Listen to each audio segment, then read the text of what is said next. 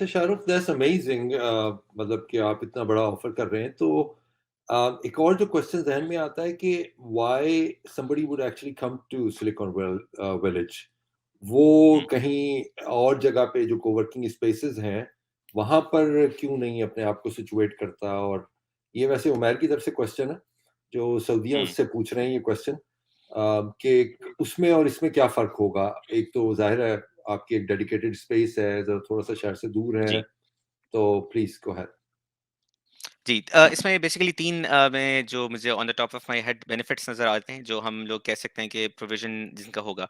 पहले तो बेनिफिट ये है कि क्योंकि ये स्मार्ट सिटी इटसेल्फ जो उसका इकोसिस्टम है, वो इनेबल करेगा बिज़नेसेस प्लस जो रेजिडेंसेस प्लस कमर्शियल एरियाज़ को कि वो जेल इस तरह से करें कि इकोनॉमीज़ आएँ। तो अब अगर कोई भी बंदा फॉर एग्ज़ाम्पल अब हम लोग मैं पर्सनली रावलपिंडी में रहता हूँ और मेरा ऑफ़िस 45 मिनट्स के डिस्टेंस में है, मिनिमम मुझे टाइम 45 मिनट्स लगता है। सिलिकॉन विलेज ये ऑफर करेगा कि जहाँ पे ये कोवर्किंग स्पेस बनेगी विदिन 15 मिनट वॉक आपको रेजिडेंस दी जाएगी। हॉस्टल्स होंगे मेल्स के लिए भी, फीमेल्स के लिए सेपरेट।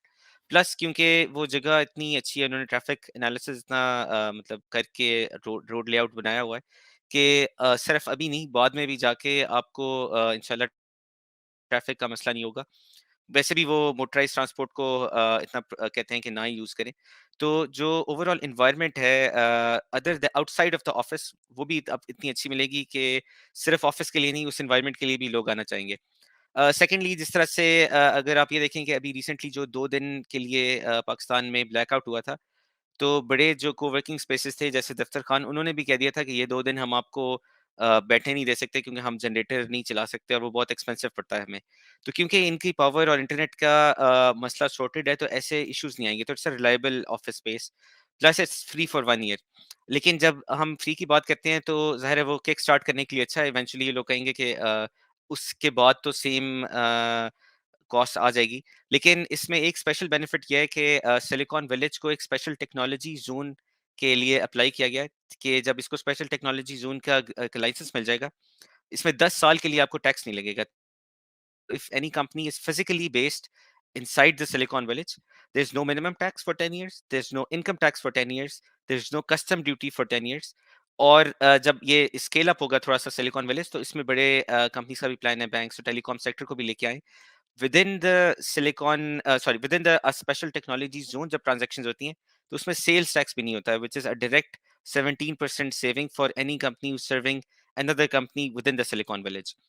तो it's a huge competitive advantage. पहले साल की आपका no rent, free internet, free बिजली और फिर अगले 10 साल के लिए आपको no taxation and no sale tax within the special technology zone. तो ये कुछ बेनिफिट्स हैं जो स्पेसिफिकली स्मार्ट सिटी दे रहा है। इन एडिशन टू जो हम अभी मॉलिक्यूल का डिस्कस करते हैं कि उसके क्या बेनिफिट्स हैं। अच्छा, साकिब साहब को मैं हैंड ओवर करने से पहले उनके पास काफ़ी क्वेश्चन्स हैं जो लोगों की तरफ से आए हुए हैं। एक मेरी तरफ से क्वेश्चन ये है कि जी। टाइमलाइन क्या है when people can actually sign up for it? कब आप रेडी ऑफर करना शुरू करेंगे? कब एप्लीकेशंस लेना शुरू करेंगे? और क्या क्राइटेरिया है? Is it first come first serve basis या बस एनीबॉडी कैन साइन इन? कोई क्राइटेरिया है जिसके तहत उनको हुँ। एक्सेप्ट किया जाएगा? जी। क्राइटेरिया वैसे एज़ सच हमने नहीं रखा। बेसिक क्राइटेरिया सिर्फ ये है कि हम नंबर ऑफ डेस्क्स की एक सॉफ्ट लिमिट है 10, 15, 12। हम मैक्सिमम इतने डेस्क देना चाह रहे हैं एक कंपनी को। उसमें फिर ये है कि ये बेनिफिट वही ले सकें जो स्मॉल मीडियम है, क्योंकि अगर किसी को 600 चाहिए या 1000 चाहिए तो वी डोंट वांट कि एक ही कंपनी आके सारा बेनिफिट ले ले। स्मॉल बिजनेसेस को प्रमोट करना चाह रहे हैं तो that's the only soft limit कि आपके नंबर ऑफ डेस्क कितने आ सकते हैं। आपकी कंपनी के से रिलेशन में कोई क्राइटेरिया नहीं कि यूके बेस्ड होनी चाहिए सिर्फ या यूरोप या आउटसाइड होनी चाहिए। पाकिस्तानी कंपनीज भी आके इससे फ़ायदा उठा सकती हैं। उसके अलावा ये है कि इसमें हमने एप्लीकेशंस लेना शुरू कर देंगे इंशाल्लाह जैसे ही हमारी रोड शोज़ खत्म होते हैं। तो from the 20th of March hopefully हम ऑनलाइन फॉर्म एक इश्यू करेंगे जिसमें हम एप्लीकेशन लेंगे। It is first come first serve. तो इसमें हम ज़ाहिर है कोई ये 1000 से बियॉन्ड फ़िलहाल जाने का हमारा प्लान नहीं है, इस फ्री वाले टियर में। तो जो लेता जाएगा ज़ाहिर है उसको वो अलॉट होता जाएगा। अ, उसके अलावा मेरे ख़्याल से ये I guess I addressed the questions. अगर कोई और मैंने स्किप कर दिए तो प्लीज़। शायद आपका माइक म्यूट हुआ हुआ है। इसी क्वेश्चन से रिलेटेड है कि अगर ये कोई क्राइटेरिया नहीं है, तो इस जी। तरीके से तो हज़ारों लोग आपको अप्रोच कर सकते हैं कि यार ये पहले जो 100 डेस्क हैं ये हमें दे दें। तो तो क्या मतलब that's what we want actually. अगर आप स्मार्ट सिटी का मॉडल देखें तो उन्होंने प्लॉट्स के साथ भी यही किया था। उन्होंने कहा था कोई भी आए और ले जाए, और फिर बाद में इतने ज्यादा लोग आए कि उनकी डिमांड ऊपर चलेगी। तो actually this is a way to promote their product. तो उनका आइडिया यही है कि फिलहाल हम फ्री ऑफ कॉस्ट देंगे, तो लोकेशन की अगर किसी को चैलेंज फील होता है या ट्रस्ट का चैलेंज फील होता है, तभी वो कुछ ना कुछ तो ऑफर करना पड़ेगा ताकि ये सारी चीजें एक अच्छी ऑफर बना के दें। ठीक है, तो एंड वी वांट 20th के लोग मार्च आएँ और ड्रोव से आएँ। और 20th मार्च को आप लॉन्च कर रहे हैं इसको? जी। जी, जी, जो ठीक फॉर्म है वो इंशाल्लाह 20th को लॉन्च कर देंगे। ठीक है, ओवर टू यू साकिब भाई, प्लीज गो अहेड। का लंदन से कि स्मार्ट सिटी की अपनी भी एक टाइमलाइन होगी प्रोजेक्ट की, ओवरऑल जो पूरे प्रोजेक्ट को डिलीवर करने की है, चाहे वो कैपिटल स्मार्ट सिटी की है, चाहे लाहौर स्मार्ट सिटी की है। और वो शायद वहाँ पर प्लॉट होल्डर भी हैं, और उनका ये कहना है कि वहाँ पर बहुत से वादे और चीज़ें जो हैं वो पूरी की गई हैं, और माशाल्लाह प्लॉट्स जो है वो लोगों को टाइम पे मिल रहे हैं। लेकिन क्या टाइमलाइंस हैं सिलिकॉन विलेज की? आप लोगों का 5 साला मंसूबा है, 10 साला है, या अगर आप लोगों का बहुत बड़ा मंसूबा है एसटीज़ी के हवाले से, कि मुझे जो बताया गया वो ये है कि स्पेशल टेक्नोलॉजी ज़ोन जो है, उसके लिए भी जो है वो अप्लाई किया जा चुका है। तो टाइमलाइन्स उनका सवाल है कि क्या हैं? अगले 5 साल में हम क्या होता हुआ देख रहे हैं? 10 साल में, 15 साल में? हम लोग चूँकि एम कर रहे हैं बहुत बड़ा, तो उनका ये सवाल है कि क्या-क्या टाइमलाइन्स हैं? और ये इंफ्रास्ट्रक्चर के हवाले से भी है, और इन टर्म्स ऑफ वहाँ पर टेक्नोलॉजी की तरक्की और बिज़नेस के हवाले से भी है। जी। तो जहाँ तक टाइमलाइन्स की बात है, पहले हम डिस्कस कर लेते हैं जो फिज़िकल एक स्पेस की कंस्ट्रक्शन की। तो कंस्ट्रक्शन ऑलरेडी स्टार्ट हो चुकी है। इसके क्योंकि ज़ाहिर है इसका मॉडल इतना सिंपल नहीं था डिज़ाइन करना, एक सिलिकॉन वैली को कॉपी करना या बैंगलोर का जो आईटी पार्क है उसको कॉपी करना। तो जो मेन मुश्किल काम था इसको डिज़ाइन करना वो ऑलरेडी हो चुका है। ऑलमोस्ट मेरे ख़्याल से 1.5 साल लगा है उनको। लेकिन डिज़ाइनिंग इसकी हो चुकी है, कंस्ट्रक्शन स्टार्ट हो चुकी है। तो ये जो फर्स्ट 1 सेकंड दें मुझे ज़रा।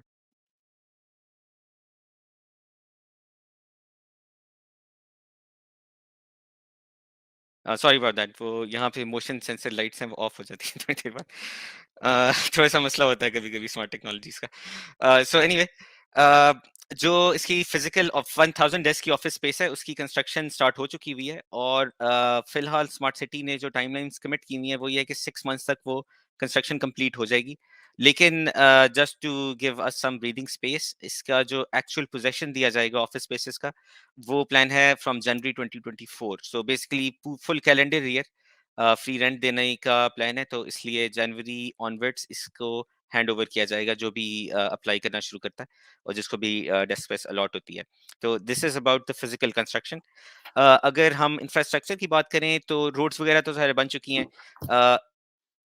एक्सेस का थोड़ा-सा अभी कंस्ट्रक्शन चल रही है। अभी आप इस्लामाबाद से through the M2 motorway enter हो सकते हैं स्मार्ट सिटी के अंदर। एग्ज़िट का जो राउट है क्योंकि वो ब्रिज से बनेगा, तो वो अंडर कंस्ट्रक्शन है, लेकिन वो भी उम्मीद है कि within the end of this year वो भी कंप्लीट हो जाएगा।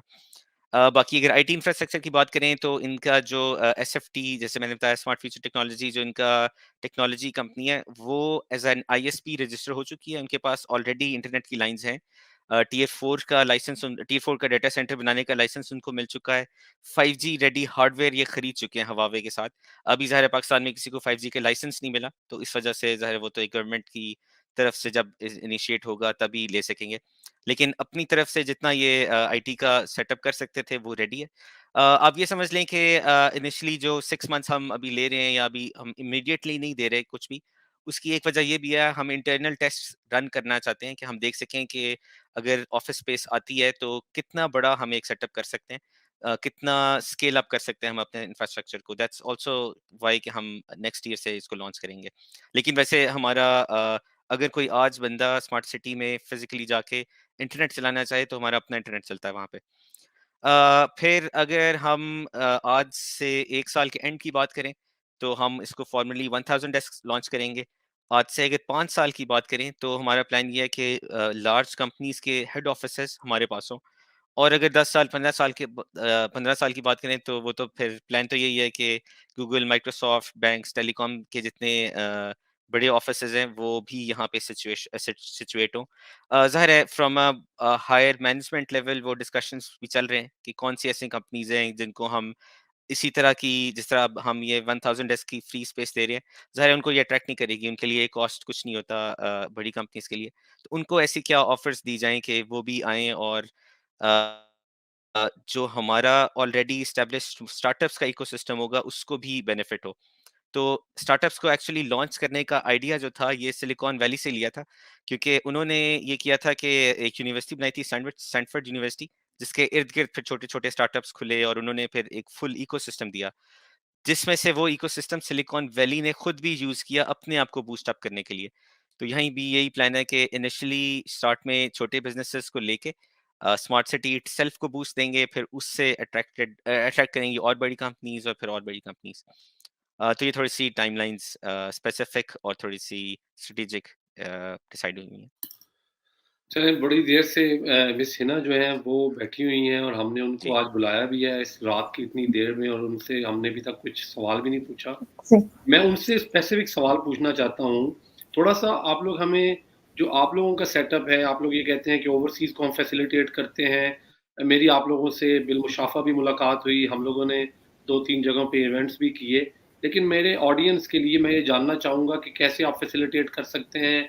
जैसे मैं खुद एक ओवरसीज़ पाकिस्तानी हूँ, मेरी अगर नॉर्थ अमेरिका में या इंग्लैंड में या यूके में कोई कंपनी है यहाँ पे और मैं चाहता हूँ कि मैं यहाँ बैठे-बिठाए पाकिस्तान के अंदर अपना सेटअप बना लूँ आप लोगों के सिलिकॉन विलेज के अंदर और कौन-सी सर्विसेज़ हैं जो आप मुझे ऑफ़र कर सकते हैं और as compared to the market आप लोग कितने कम्पेटिटिवली जो है वो प्राइस वाइज़ जो है वो बेहतर हैं मेरे लिए या आप लोग कहाँ रजिस्टर्ड हैं? थोड़ा आप प्लीज़ अपने जी। के बारे में बताइए। अच्छा, ये जो हमारा कॉन्सेप्ट है मॉलिक्यूल का, अब आपको भी पता है जब भी कोई बिज़नेस किसी नई टेरिटरी में या ज्यूरिसडिक्शन में जाता है, तो उसको बड़ी एप्रीहेंशंस या फ़ियर्स होते हैं, उसका क्या रेगुलेटरी एनवायरनमेंट है, उसका कल्चर क्या होगा, सप्लाई चेन मैनेजमेंट क्या होगी, कॉस्ट कितनी लगेगी एंड ऑल दैट। तो उस और स्पेशली अगर आप किसी अंडर डेवलप्ड या डेवलपिंग कंट्री में जाएँ, जैसे पाकिस्तान है, उसमें एप्रीहेंशंस मैनी फ़ोल्ड हो जाते हैं। तो मॉलिक्यूल बेसिकली एक इनिशिएटिव है जो आपकी 2 चीज़ों को कवर करता है। एक तो ये कि आपको जो भी पाकिस्तानी मार्केट है या उसका रेगुलेटरी एनवायरनमेंट है, उसके डायनामिक्स को समझने में कह सकते हैं कि उसमें असिस्ट करेगा। और दूसरा ये कि हमारे पास एक pool of consultants and service provider है, तो ये एक वन स्टॉप सॉल्यूशन होगा बिज़नेस और की तमाम एडमिनिस्ट्रेटिव नीड्स के लिए। अच्छा, इसको मैं थोड़ा-सा एक्सप्लेन करूँगी। एक अभी रिसेंट एक इंसिडेंट हुआ मेरे क्लाइंट के साथ, जो कि पाकिस्तान बेस्ड है और उसने एक अपनी कंपनी ओपन की यूएस के अंदर और किसी एजेंट के थ्रू उसने रजिस्टर करा ली कंपनी। अब वो क्लाइंट जो है वो सॉफ्टवेयर इंजीनियर है, तो व्हिच मीन्स कि उसको कोई इतना नो हाउ नहीं है कि क्या रिक्वायरमेंट्स होती हैं, कंप्लायंस की क्या रिक्वायरमेंट्स होती हैं एंड ऑल दैट। तो अभी रिसेंटली ट्रांज़ैक्शन करने की कोशिश की उस कंपनी के थ्रू और वो ट्रांज़ैक्शन नहीं कर पाया और इनएक्टिव स्टेटस उसका नज़र आया। इनफैक्ट जो अथॉरिटीज़ थी उसने वो उन्होंने वो कंपनी वाइंडिंग अप पे डाल दी। तो वो ही कॉन्टैक्टेड मी और बड़ा परेशान हुआ कि मतलब यूएस में ऐसा क्यों हुआ कि कंपनी वाइंडिंग अप पे चली गई। तो मैंने देखा तो उसकी टैक्स रिटर्न्स फाइल नहीं हुई थी। और बेसिकली ऐसा हुआ कि उसने जिस एजेंट को हायर किया था वो सिर्फ़ उसने कॉर्पोरेट कंसल्टेंसी प्रोवाइड की, कंपनी रजिस्टर करा दी, लेकिन टैक्स अकाउंटेंट को हायर नहीं किया। तो अब क्योंकि ओनर को पता ही नहीं है एक्चुअली कि क्या-क्या, कब-कब करना है, तो उसको बड़ी फिर मुश्किलात आती हैं। It costed him money, it costed him like time and business opportunities. तो अब मॉलिक्यूल जो है, ये सारी जो हैसल्स किसी क्लाइंट को एक नई ज्यूरिसडिक्शन में जाके फेस करनी पड़ सकती हैं, उनको ओवरकम करने के लिए हमारे पास एक नेटवर्क ऑफ सर्विस प्रोवाइडर्स हैं और मॉलिक्यूल एक फ्रंट एंड एंटिटी है कि आप बस एक एंटिटी से बात करें और वो बैक एंड पे आपकी जितनी एडमिनिस्ट्रेटिव सपोर्ट नीड्स होंगी वो उसको पूरा करेगा। अब उन सपोर्ट नीड्स के अंदर आपकी रजिस्ट्रेशन, आपकी टैक्सेशन, आपकी रिक्रूटमेंट, हम आपको एम्प्लॉइज़ भी हायर करके देंगे, आपकी सप्लाई चेन, इवन खाना, एम्प्लॉइज़ के लिए खाना, टिकटिंग, ट्रैवल और जितनी भी आप मतलब सोच सकते हो एडमिनिस्ट्रेटिव नीड्स, मतलब हम वो सारी प्रोवाइड करेंगे अंडर वन अम्ब्रेला। तो इसमें ये नहीं है कि हम 2 लोग हैं, हमारे साथ बहुत सारे सर्विस प्रोवाइडर्स कनेक्टेड हैं। So बहुत से सर्विस प्रोवाइडर्स कनेक्टेड हैं। मेरे ख्याल में आबिद साहब ने हमें दोबारा ज्वाइन किया है, जो के सीईओ हैं सिलिकॉन विलेज के। आबिद साहब, आप हमें सुन सकते हैं? I can hear you, Sakib bhai. You are very sir much जबरदस्त audible. जबरदस्त। असल में मेरे पास कुछ सवालात आए हुए थे जो स्पेसिफिकली आपके हवाले से थे। Being in real estate marketing और रियल स्टेट बिजनेस, बहुत सा जो इसका लिंक्स गए थे, और आपके पुराने क्लाइंट्स भी हैं, वो लोग रियल स्टेट में बड़ी दिलचस्पी रखते हैं। एक सवाल है मेरे पास, अरसलान अफरीदी साहब हैं, और ये यहाँ यूके के करीब लंदन के करीब स्लाओ में बेस्ड हैं। और इनका जो सवाल है यूके से अरसलान अफरीदी साहब का, वो ये है कि रियल स्टेट्स के हवाले से क्या इन्वेस्टमेंट अपॉर्चुनिटीज सिलिकॉन विलेज के इंफ्रास्ट्रक्चर में आएंगी। जो मैं समझा हूँ उनका क्वेश्चन वो ये है कि क्या इसमें कल को जो लोग बिजनेस नहीं करना चाहते, वहां पे अभी जाकर कुछ अपना ऑफिस वगैरह नहीं बनाना चाहते, क्या उनके लिए भी कोई ऐसी चीजें आएंगी कि लोग जो अपना पैसा पार्क करना चाहते हैं पाकिस्तान में, चाहे वो यूनिट्स की शक्ल में हो, चाहे बिल्डिंग्स की शक्ल में हो, चाहे सर्विस्ड अपार्टमेंट्स की शक्ल में हो, तो क्या आप सिलिकॉन विलेज को सिर्फ खुद ही बनाने के मूड में हैं, या आप इसमें भी लोगों को कल को इन्वेस्टमेंट की अपॉर्चुनिटीज देंगे? देखिए, ये अच्छा एक क्वेश्चन है, चूंकि ये बहुत बड़ा एक प्रोजेक्ट है, विद इन ए प्रोजेक्ट एक बहुत बड़ा प्रोजेक्ट है सिलिकॉन विलेज वाला भी।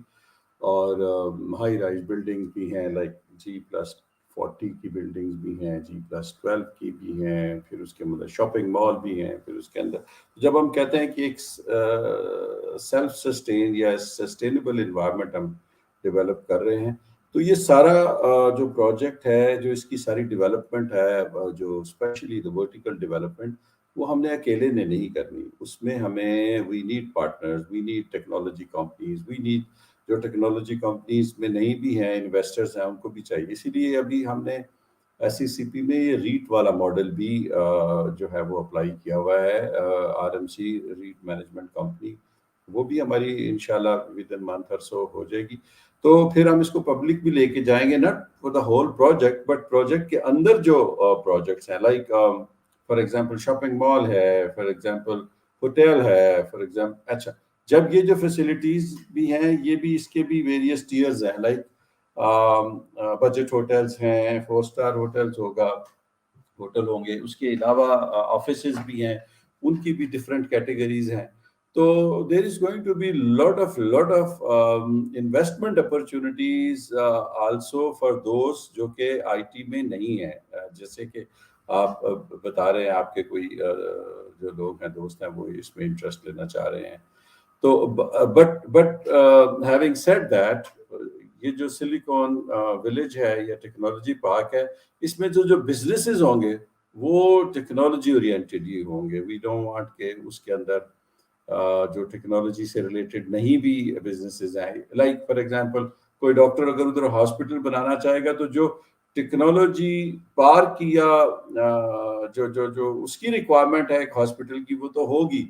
एक मे बी एक बेसिक लेवल का हॉस्पिटल हो या मिड टीयर का हॉस्पिटल हो। बट अगर वो कहे कि मैंने उधर 500 बेड का हॉस्पिटल बनाना है, तो we will request him to go to the health care district. And same is the for the education. अगर कोई यूनिवर्सिटी बनाना चाहता है, तो वो यूनिवर्सिटी उधर बनाएगी। बट अगर कोई टेक्नोलॉजी यूनिवर्सिटी बनाना चाहता है, already that is in the plan, pure focused on technology, उसके अंदर और कोई disciplines नहीं होंगे, but all disciplines related to technology to improve the human resource. So in a way, it's a open for the investors also, and we will discuss it on case to case basis.